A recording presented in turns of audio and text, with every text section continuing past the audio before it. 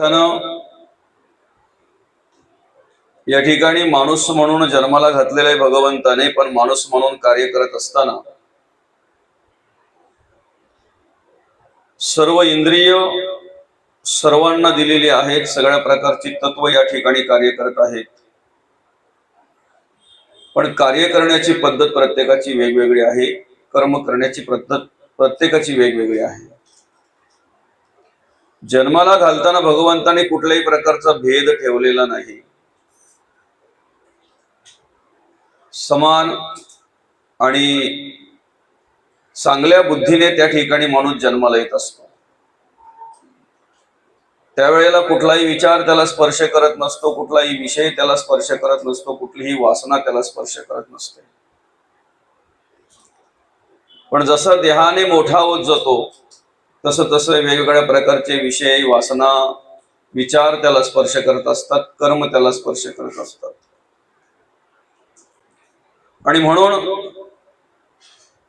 आपण जर विचार केला तर इतर प्राण्या पक्ष्यांचाच विचार केला, इतर जीवजंतूंचा विचार केला, किंवा 83,99,999 योनीचा जर विचार केला तर त्यांना ज्याप्रमाणे आणलंय, ज्याप्रमाणे कार्य लावून दिलंय त्याप्रमाणे ते कार्य करत आहेत, बरं का। बैलाचं काम बैल करतोय, कुत्र्याचं काम कुत्रा करतोय, मांजरीचं काम मांजर करते, गाढवाचं काम गाढव करतोय। वृक्षांचाही जर आम्ही विचार केला तर वृक्षांचंही कार्य त्याप्रमाणे चालू आहे। अर्थात आंब्याला आंबे येत आहेत, चिकूला चिकू येत आहेत, फणसाला फणस, ज्या पद्धतीने जे लावून दिले त्या पद्धतीने त्यांचं काम चालू आहे, कार्य चालू आहे, बरं का। त्या ठिकाणी कार्य करत असताना प्रत्येक योनीमध्ये कुठेतरी काहीतरी पुण्य घडलं आणि मग हा नरदेह मिळालेला आहे। काय म्हटलेलं आहे, बहुत जन्मांती, सहज नाही, जोडी लागली हे हाती। एखाद्याला जसं अचानक बदल व्हावा, एखाद्याच्या मध्ये जगण्यामध्ये, वागण्यामध्ये, राहण्यामध्ये अचानक श्रीमंत व्हावा, अचानक श्रीमंती त्याच्याकडे यावी, आणि मग लोक विचार करतात याला 100% कुठेतरी काहीतरी ठेवणा भेटला, एवढा बदल झाला म्हटल्यानंतर, एवढी प्रगती झाली म्हटल्यानंतर त्याच्याशिवाय एवढं होणार नाही।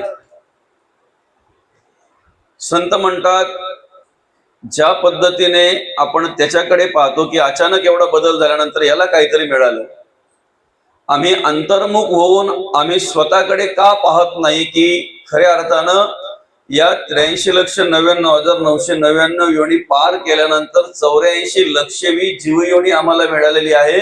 मनुष्य देह म्हणजे हा सगळ्यात मोठा ठेवणा आहे, मनुष्य देह हा सगळ्यात मोठा लाभ आहे, सगळ्यात मोठा लाभ। नरदेह मिळणं हा सगळ्यात मोठा लाभ आहे।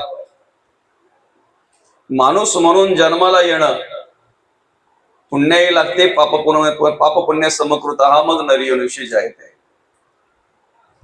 पण माणूस म्हणून भगवंताने जन्माला घातल्यानंतर कर्म करत असताना पद्धती वेगवेगळ्या आहेत, जगण्याची पद्धत प्रत्येकाची वेगवेगळी आहे। आपण तर जगाचा विचार करतो, काही वेळेला अशी एकत्र भरपूर माणसं बसली ना अशी एखाद्या ठिकाणी, की मग विचार कसला करतात जगाचा, जगात काय चाललंय, जगामध्ये असं चाललंय, जगामध्ये तसं चाललंय, देशाचा, चला देशाचा आपण समजू, देशाचा विचार करतायत, जगाचा लांब जाऊ द्या, देशामध्ये आपलं असं चाललंय, देशामध्ये आपलं तसं चाललंय, अमुक चाललंय, तमुक चाललंय, बरं का।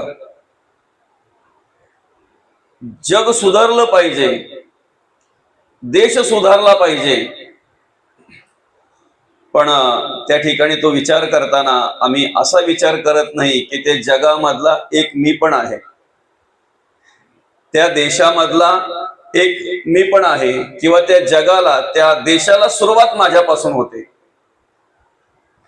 मग जर सुधारलं पाहिजे, चांगलं दिसलं पाहिजे, चांगलं काहीतरी जर आम्हाला पाहायचं आहे तर मग सुरुवात कोणापासून केली पाहिजे? सृष्टी बदललेली दिसते त्याला कारण काय, आमची दृष्टी बदलली म्हणून। ज्या दिवशी आमची दृष्टी व्यवस्थित होईल त्या दिवशी सृष्टी आम्हाला व्यवस्थित दिसेल। प्रकार किती पडतात बघा. काही माणसं अशी या ठिकाणी कार्य करताना पाहायला मिळतात की जगता वागताना स्वतःचं कितीही नुकसान झालं तरी चालेल, नाही काही मिळालं चालेल, पण त्याचंही नुकसान करेल. म्हणजे बोलून सुद्धा दाखवतात काही, सगळा घालवेन पण तुला पर्यापर्यंत.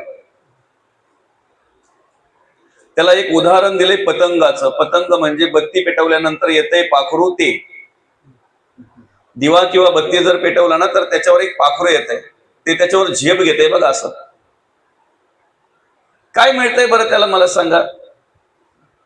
काय मिळतंय काय त्याच्यातून? त्याला काही मिळत नाही बरं का, काही मिळत नाही, काहीच मिळत नाही त्याला. उलट अर्थी ज्या वेळेला ते त्या बत्तीवर, त्या ज्योतीवर झेप घेतय ना, तेव्हा त्याला चटके बसत असतात, त्याचे पंख जळत असतात. आपल्या समोर ते बत्ती विझवता विझवता, एकीकडे बत्ती विझवली की तेही कुठेतरी पडलेलं असतं एका बाजूला, असं तडफडत मरतय, ते मरतय. त्यालाही काही मिळत नाही आणि ते तिथे अंधार पाडल्याशिवायही तो राहत नाही, तिथे ती बत्ती विझवल्याशिवायही राहत नाही. मला सांगा, द्वेष मत्सर तिरस्कार माणूस करतो, त्याच्यातून काय फायदा आहे बरं माणसाचा? काय मिळतंय त्याच्यातून? निंदा नालिस्ती, तंगडे खेचायचं जे आम्ही काही काम करतोय, मी पुढे नाही गेलो तरी चालेल पण त्यालाही पुढे जाऊ देणार नाही, त्याला तंगडीत तंगडी गुंतून पाडणार म्हणजे पाडणार. काय मिळतंय मला सांगा? पुण्य मिळतंय का? स्वतःचंही नुकसान आणि इतरांचंही नुकसान, ही एक जात आहे. स्वतःचंही नुकसान आणि इतरांचंही नुकसान. मला काही नाही मिळालं तरी चालेल, तुझं नुकसान करणार, म्हणजे ही एक जात आहे माणसाची कर्म करण्याची. दुसरी अशी आहे की स्वतःच्या फायद्यासाठी दुसऱ्याचं कितीही नुकसान झालं तरी चालेल. स्वतःच्या फायद्यासाठी दुसऱ्याचं कितीही नुकसान झालं तरी चालेल, त्याच्याशी गरज नाही बरं का. खत मारला शेतामध्ये की काही वेळ तो शेतकरी बिचारा पाणी अडवतो, तो पर्या बांधून ठेवतो, काय तर आताच खत मारला ते वाहून जायला नको. पण मला खालच्या शेतकऱ्याला पाण्याची गरज आहे म्हणून त्याचा विचार न करता फोडणं, किती फोडणं, त्याचं संपूर्ण पाणी काढून घेणं. त्याचं किती नुकसान झालं मला गरज नाही, माझा फायदा झाला पाहिजे बरं का. वाघाला एकदा काही भूक लागली की तो काय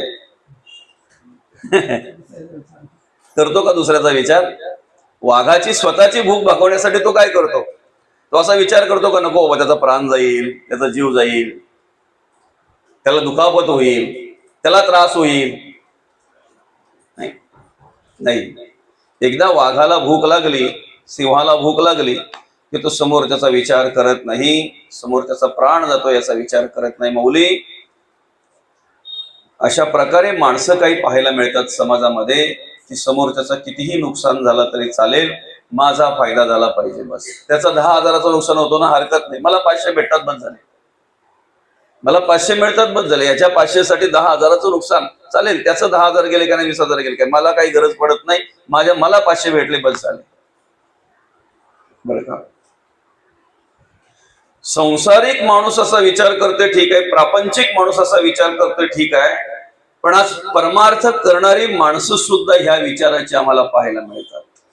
ज्यांना आम्ही परमार्थिक समजतो, ज्यांना आम्ही आध्यात्मिक विचाराची समजतो, अशी माणसं सुद्धा आम्हाला या समाजामध्ये पाहायला मिळतात बरं का. गरिबाचं शोषण करणं, समोरच्याच्या श्रद्धेचा गैरफायदा घेणं. तुमचा भाव आहे एखाद्याच्या वर, भाव आहे तुमचं, श्रद्धा आहे, आणि तो तुमच्यासाठी गुरुस्थानी आहे, चांगले विचार आहे, चांगलं मार्गदर्शन आहे, जे काय असेल ते, पण त्याचा गैरफायदा घेऊन जर तुमचं शोषण करत असेल तर त्या वाघामध्ये आणि याच्यामध्ये फरक काय आहे? असे कितीतरी आपल्याला मार्केटमध्ये गुरु सुद्धा पाहायला मिळतात. न करीती इंद्रिय दमन, न लाविती शिष्यास साधन, ऐसे गुरु आडक्याचे 3 भेटले तरी टाकावे, संत म्हणतात. इंद्रिय दमन करत नाही, स्वतःची कर्म जी आहेत, स्वतःचे विचार जे काय आहेत त्याच्यामध्ये काही नाही, इंद्रिय दमन करत नाही, याचा आवाज आला. इंद्रिय दमन करत नाही, जे चालू आहे ते चालू आहे, काय पाहायचं, काय राहायचं, काय बोलायचं, काय अजिबात नाही. न करते इंद्रिय दमन, न लावी ती शिष्याचं साधन. तुम्ही काही करा, फक्त आमच्या खिशे भरा. तुम्ही कुठेही जा, काही करा, फक्त खिशे भरा आमचे, बस. साधन नाही, उपासना नाही, देवपूजा नाही, देव कार्य नाही, धर्म कार्य नाही, फक्त आम्हाला भजा, आम्हाला मोठं म्हणा, त्याच्यातच आम्हाला समाधान आहे. गरिबाचं शोषण जर करीत असाल तुम्ही, समोरच्याच्या श्रद्धेचा जर गैरफायदा घेत असाल, त्याची श्रद्धा आहे ना, त्याचा गैरफायदा जर तुम्ही घेत असाल, तर मग ह्या वाघामध्ये आणि तुमच्यामध्ये फरक काय बरं? तोही समोरच्याचा जीव जातो विचार करत नाही माझी भूक भागवण्यासाठी. एक असा आहे माझंही नुकसान आणि समोरच्याचंही नुकसान, दुसरा असा आहे माझा फायदा समोरच्याचं नुकसान, बरं का? तिसरा प्रकार असा आम्हाला पाहायला मिळतो. तिसरा प्रकार, आम्ही बांधावर लावलेले आंबे शिपतोय, म्हणजे त्यांना पाणी देतोय, खत देतोय, त्यांना आम्ही संगोपन करतोय, त्यांना सांभाळतोय, त्यांचं राखण करतोय आम्ही, बरोबर आहे की नाही? आज जंगलामध्ये कितीतरी आंब्याची झाडं आलेली आहेत, फळं आलेली आहेत. कोण गेले त्यांना पाणी घालायला? कोण गेले त्यांना खत घालायला? कोण गेले त्यांना संरक्षण राखण करायला? पण ज्या वेळेला पाहिजे त्या वेळेला ती तुम्हाला फळं देणार. जांभळाच्या वेळेला जांभळाला कोण काय करायला जाते बरं? करवंड. सीझनच्या वेळेला त्यांच्या वेळेला ते तुम्हाला देणार, तुम्ही त्यांना काही द्यावा नका देऊ. असे काही माणसं आम्हाला जगामध्ये पाहायला मिळतात. दगड देणाऱ्यालाही आंबे देतात, दगड मारणाऱ्यालाही आंबे देतात, ते दगड मारणाऱ्यालाही फल देतात. अशी काही माणसं आम्हाला समाजामध्ये पाहायला मिळतात. दुसरं, बैलाला खायला घाला तुम्ही, व्यवस्थितरित्या पाणी द्या, त्याला त्याची व्यवस्थित देखभाल करा आणि पाहिजे तेवढं काम करून घ्या. काय तक्रार आहे काही? असं आहे. हे प्रकार आहेत कर्माचे, विचारांचे, बरं का? म्हणजे आम्हाला काही मिळत असेल, आमची भूक भागत असेल, मग तुमचाही फायदा आमचाही फायदा, तुम्हालाही समाधान आम्हालाही समाधान, आम्ही समाधानी होता होता तुम्ही समाधानी, बरं का? दुसरा एक प्रकार असा सांगितला माणसाच्या कर्माचा, विचारांचा. काही माणसं समाजामध्ये कार्य करत असताना कुठल्याही प्रकारचा स्वार्थ नसतो, त्यांचं तो कार्य चालू असतो, बरं का? मानपान नाही, कुठल्या प्रकारे काही मिळालं पाहिजे हा हेतू नाही, कोणी मोठं बोललं पाहिजे हा पण नाही, कोणी महाराज म्हटलं पाहिजे हे पण नाही. काही वेळेला आम्हाला पण महाराज म्हटलं जरा बरं वाटतंय काय, पण तो पण हेतू नाही. काय असेल ते तुमच्या पद्धतीने तुम्ही जे काय म्हणायचं ते म्हणा, तो पण हेतू नाही. पण आमचं कार्य आम्ही करत राहणार, जे देव कार्य आहे, जे धर्म कार्य आहे, ते आमचं कार्य आम्ही करत राहणार. ते कार्य करता करता आम्ही सुखी आणि तुम्हालाही सुख मिळेल. आम्हालाही ते आत्मसुख, आम्हालाही परमसुख आणि तुम्हालाही ते संपर्कात आल्यानंतर लगेच मिळणार. मला सांगा, उगमापासून, नदीच्या उगमापासून नदीचा हेतू काय असतो? नदीच्या उगमापासून नदीचा हेतू असतो मला सागराला जाऊन मिळायचं आहे, बरोबर आहे ना? नदीच्या उगमापासून नदीचा हेतू काय असतो? मला सागराला जाऊन मिळायचं आहे. सागराला मिळेपर्यंत किती गावांची तहान भागवते बरं, किती प्राण्यांची तहान भागवते बरं, किती पक्ष्यांची तहान भागवते बरं, किती शेतकऱ्यांना पाणी देते बरं. हे तिचं काम जे आहे ना, तिचं कार्य जे आहे ना, ते कार्य साधता साधता, साध्य करता करता अनेकांवर उपकार करत असते. परतफेड काय आहे? मोबदला काय आहे? अशी काही माणसं असतात, त्यांच्या तंद्रीत ती परमार्थ करत असतात, रममाण झालेले असतात. कोणी निंदात वा वंदा सोयीत आमचा धंदा, काही फरक पडत नाही. पण त्यांचं कार्य साधता साधता जो त्यांच्या संपर्कात आला त्यांचा उद्धार करून जातात. फक्त संपर्कात आला पाहिजे, संपर्कात आला पाहिजे, बरं का. त्यांचं ते कार्य करत असतात, नम्रपणे करत असतात, शांतपणे करत असतात. आपण स्वतःहून त्यांच्याकडे गेलं, संपर्कात राहिला, 100% आपला उद्धार आहे. अशी काही माणसं आहेत. हे सगळ्या प्रकार आपण बघितले. आता पहिलं आपण बघितलं की बाबा त्या पतंगाप्रमाणे असतात, दुसरे वाघाप्रमाणे असतात, तिसरे बैलाप्रमाणे असतात. तुम्ही त्यांना खायला घाला आणि बिंदास काम करून घ्या. चौथे जंगलातली झाडं जी आहेत बघा, तुम्ही त्याला काही द्या नका देऊ, तुम्हाला फळ देणार म्हणजे देणार. त्याच्याही पलीकडे दगड मारणाऱ्यांना सुद्धा फळ देण्याचं सामर्थ्य त्यांच्यामध्ये असतंय, बरं का. आणि चौथा प्रकार आपण बघितला नदी. काय असतंय बरं, काय स्वार्थ आहे, काही नाही, तिचं तिला काम साधायचंय, सागराला जाऊन मिळायचंय. तोपर्यंत जे काही संपर्कात येतील त्यांच्यावर त्यांना ते समाधान, त्यांना ते सुख देऊन पुढे पुढे पुढे पुढे वाटचाल करत असते, थांबत नाही, थांबणे नाही. आम्ही आमच्या बुद्धीप्रमाणे समोर पाहत असतो, बुद्धीप्रमाणे, आमच्या विचाराप्रमाणे. काय झालं, समुद्रामध्ये ज्या वेळेला त्या कोळ्यांनी त्यांची ती नाव लुटली आणि मस्तकी जाळं टाकून जे काही मासे वगैरे होते ते पकडले, ते पकडून आल्यानंतर त्या समुद्राच्या बाहेर पडता पडता त्या नावेतून उतरता उतरता हात जोडले आणि त्या समुद्राला नमस्कार केला. काय म्हणतात, समुद्र अन्नदाता आहे, समुद्र अन्नदाता आहे. समाधानकारक समाधान होऊन त्यांना, कारण त्यांचा व्यवसाय ना तो, नाही का माऊली, त्यांचा व्यवसाय. त्यामुळे समाधान होऊन 4 पैसे मिळतील, आता त्याच्यावर आपला उदरनिर्वाह निर्वाह होईल. आणि समाधानकारक त्या समुद्राकडे हात जोडून अगदी तो अन्नदाता म्हणून त्याला नमस्कार करून पुढे निघून गेले. तिथेच बाजूला एक जण समुद्र किनारी जो फिरायला होता ना, त्याने चप्पल काढून ठेवली होती. लाट आली समुद्राची भली मोठी, ती चप्पल घेऊन गेली. तो म्हणतो समुद्र चोर आहे.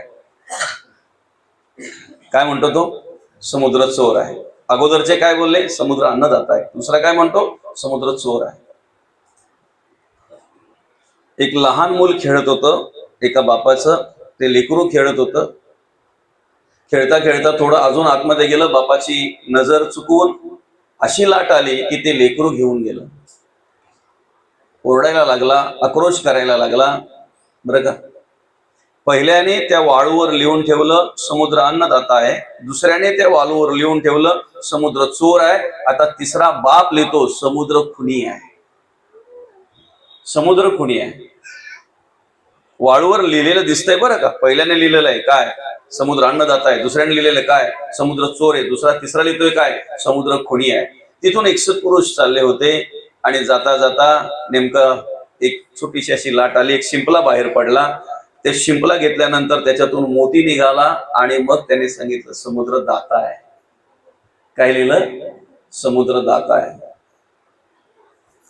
थोड्या वेळामध्ये अशी लाट आली की त्या लाटेमध्ये जेवढं लिहिलं होतं तेवढं समुद्राने सगळं मिटवून टाकलं. कारण तुम्ही काय मानता याच्याशी मला गरज नाही.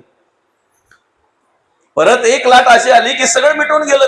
ते समुद्राची लाट आल्यानंतर पाण्यामध्ये त्या वाळूला स्पर्श झाल्याबरोबर जेवढं लिहिलं होतं ना तेवढं सगळं गेलं. तुम्ही अन्नदाता म्हणले म्हणून मला अभिमान नाही, तुम्ही दाता म्हटले म्हणून मला अभिमान नाही, आणि चोर म्हटले म्हणून मला काही वाटत नाही. कारण त्याचं तो काम करत असतो,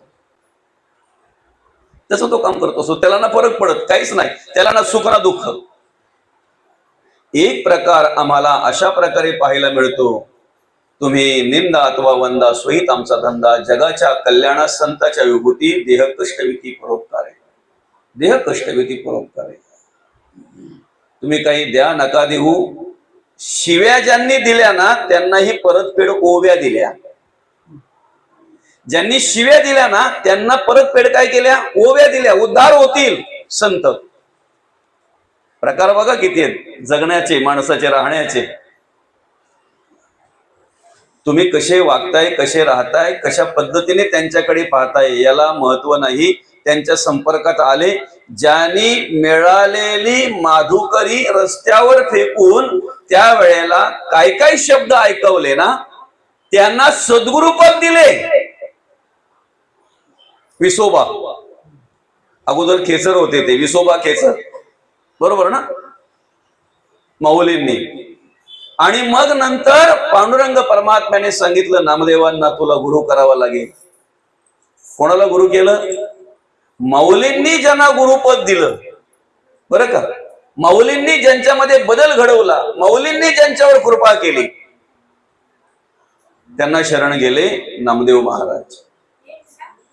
महत्वाचा विषय काय आहे? बहुत जन्मांती जोडी लागली हे हाती. आता जेवढे प्रकार सांगितले, माणूस म्हणून जन्माला घातलंय, माणूस म्हणून जन्माला आलोय, याच्यामध्ये आपण कुठे बसतोय बघा.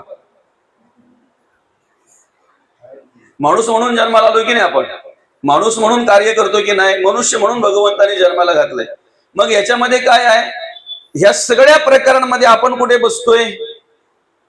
जेणेकरून आपण शेवटचे जे 2 प्रकार आहेत ना, तिथे बसलो पाहिजे. रात्री महाराज बोलले ना, आपले भाऊ महाराज, माणसाने माणसाशी माणसासम वागणे, हीच आमची प्रार्थना आणि हेच आमचं सांगणे. संतांना वाटते प्रत्येक माणसाने देव व्हावं, देवासारखं राहावं, देवासारखं वागावं. पण या ठिकाणी कार्य करत असताना माऊली म्हणतायत, माणसाने माणसाशी माणसासारखं जरी वागलं तरी भरपूर झालं, पुरे झालं, बरं का. कारण का माऊली? हे सहज मिळालेलं नाही. सहज मिळालंय का? नरदेह मनुष्य देह सहज मिळालाय का?